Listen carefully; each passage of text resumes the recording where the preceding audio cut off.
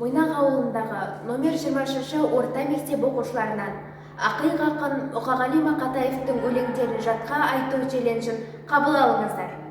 Шалқы менің шұғылам, Мұқағали Мақатаев. Тағы да кел, ағыла бер жырларым, ағыла бер. Бағына көр, жүрегім бағына көр, анда-санда қаныңды бір тасытқан, сағына көр, жырыңды сағына бер. Мазалай бер, мазала, тыным берме, әбігерге сала бер, ұрын келді. Желпіп жібер шаттықтың шәйісімен, бүкіл мына ғаламның мұңын берді. Үйіп төккін басыма қуанышын, бүкіл мына ғаламның қуанышын.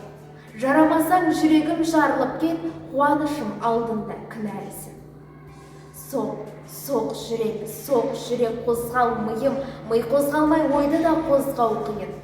Жырсыз өмір мен үшін өмір емес, жырсыз өмір мен үшін тозған бұл. Шалқы менің шұғылам көкпен деуде, көпір болда тұрып ал көкпен жерге. Нөсерлетіп сөндіріп тастам еді, баяу жанып баратса от кеудемде. Челленджді Еңбек ауылының номер 22-ші орта мектеп оқушыларына жолдаймыз.